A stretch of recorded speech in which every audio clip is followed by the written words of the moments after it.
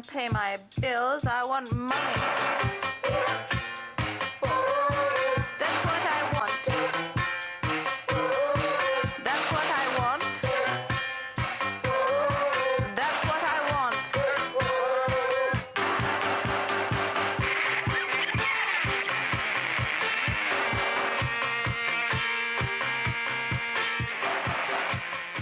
Money, what I want. The Flying Lizards here on Democracy Now!, democracynow.org, The War and Peace Report.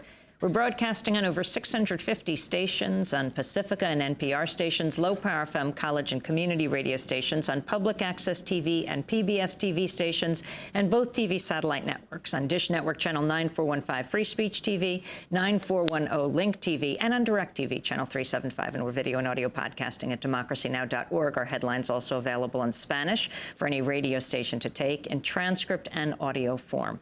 I'm Amy Goodman with Juan Gonzalez as we turn to a clip of Andrew Natsios, the former administrator of USAID, the Agency for International Development. During an appearance on Nightline with Ted Koppel in April of 2003, Natsios predicted it would cost the United States $1.7 billion to rebuild Iraq. I think you'll agree this is a much bigger project than any that's been talked about. Indeed, I understand that more money is expected to be spent on this than was spent on the entire Marshall Plan for the rebuilding of Europe after World War II. This doesn't even compare remotely with the size of the Marshall Plan. The Marshall Plan was $97 billion. This is $1.7 billion. This is the first. I mean, when you talk about 1.7, you're not suggesting that the rebuilding of Iraq is going to be done for $1.7 billion. Well, in terms of the American taxpayers' contribution, I do. This is it for the U.S. The rest of the rebuilding of Iraq will be done by other countries who have already made pledges: Britain, Germany, Norway, Japan, Canada, and Iraqi oil revenues eventually in several years when it's up and running and there's a new government that's been democratically elected, will finish the job with their own revenues. They're going to get in $20 billion a year in oil revenues. But the American part of this will be $1.7 billion. We have no plans for any further on funding for this. I want to be sure that I understood you correctly. You're saying that the top cost for the U.S. taxpayer will be $1.7 billion, no more than that. For the reconstruction, and then there's $700 million in the supplemental budget for humanitarian relief, which we don't competitively bid because it's charities that get that money. But as far as reconstruction goes, the American taxpayer will not be hit for more than $1.7 billion, no matter how long the process takes. That is the plan, and that is our intention. And these figures, of these outlandish figures I've seen, I have to say there's a little bit of hoopla involved in this. That was Andrew Natsios in 2003. He, at the time, was head of USAID, the Agency for International Development. Our guests for the hour are Joseph Stiglitz, who won the 2001 Nobel Economics Prize. He's a professor at Columbia University, and Linda Bilmes. She's a professor at Harvard's Kennedy School of Government, professor of public finance, and former assistant secretary and chief financial officer at the U.S. Department of Commerce. They have written the book together called The $3 Trillion War, The True Cost of the Iraq Conflict. Linda Bilmes, your response to Andrew Natsios. Well, you know, we have actually spent now 3 times per Europe. We spent 3 times per Iraqi what we spent per European in the Marshall Plan, and the amount that we have spent in trying to rebuild Iraq has far eclipsed what Andy Natsios had said, obviously. But I think that the whole story about what happened in the reconstruction is one of the many, many tragedies of the Iraq situation. Here you had a situation where President Bush tried to do the right thing. I mean, he went to a very reluctant Congress and he said, look, we have to have the money to rebuild Iraq. And this was in the summer of 2003. Congress said, why don't we loan it or whatever? And he said, no, have to have the money. The money was enacted, and then $19 billion was allocated for the reconstruction of Iraq, available in September 2003, which then mostly was not spent. It was not spent because for the next 6 months, Secretary Rumsfeld essentially refused to sign a letter to the Congress guaranteeing that the contracts would be let by competitive bidding. And there was a ridiculous kind of holdup in the Congress about this issue of the competitive bidding, which meant that by the next summer, very little of the money had been spent. The Office of Management and Budget had rolled back a lot of the money, and by that time, we had lost the hearts and minds of Iraqis. By that time, it was now a year later. Electricity was far down.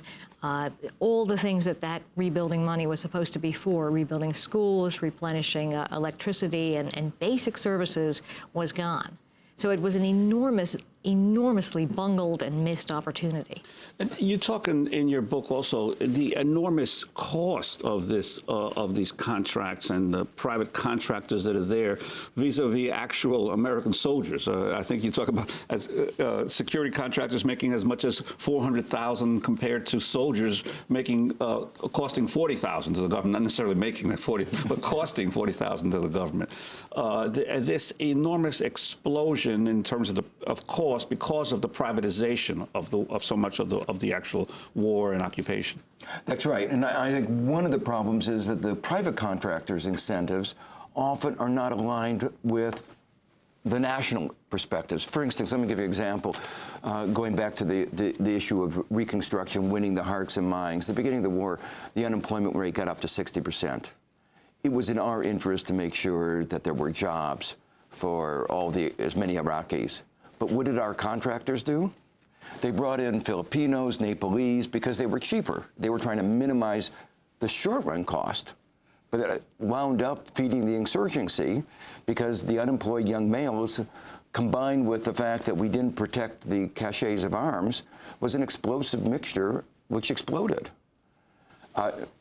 The other thing that we discovered in the process of doing this kind of research is that when we talk about the upfront cost of the contractors, it doesn't end there because we have to pay the insurance for disability and death. But then the insurance has a little clause. It says it excludes hostile action. But of course, when you're in Iraq, most of the injuries and most of the deaths are hostile action. So the government winds up paying the death benefits and the disability benefits anyway. So it's another example of really a largesse to the big business.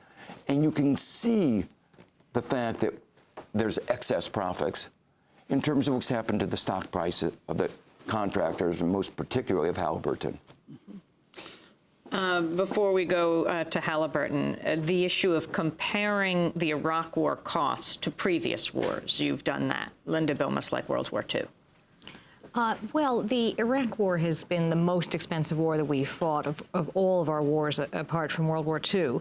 World War II was, of course, a massive operation involving 16 million Americans.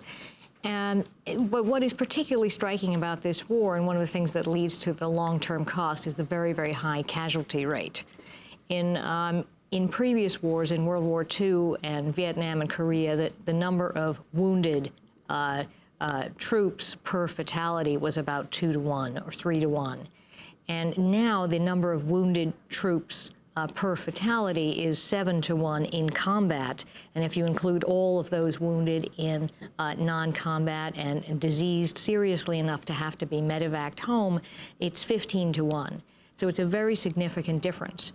And this difference compared to previous wars is, of course, a great tribute to the medical care that they receive on the field and the enormous advances in the care provided at Langstroth Hospital in Germany and other places. But what it means is that the United States has a long-term cost of taking care of many, many thousands of disabled veterans for the rest of their lives.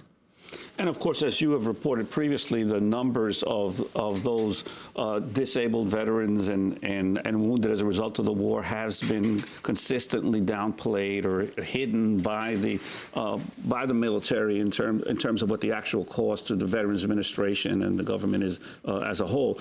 And of course, we're not even talking about the potential illnesses from depleted uranium or other environmental contamination in Iraq that will be, for decades to come, an issue that the world will have to deal with. Absolutely. And this is one of the really outrageous situations about trying to get information about this war, because even today, if you go to the official DoD website, what you will find is a number around 30,000 wounded. But that is only the wounded in combat. Now, the number of fatalities, which is approaching 4,000, is wounded in combat and non-combat. But if you want to find the non-combat wounded, and that includes, for example, soldiers who are injured when they're driving their vehicles at night because it's unsafe to drive during the day, soldiers who are wounded when they're being transported between one place and another, who never would have been there otherwise, it's much larger. It's more than double. And that is a number which is very hard to get. We had to use the Freedom of Information Act to get access to that number. It is impossible to sort of underestimate how difficult it is to get hold of information that should be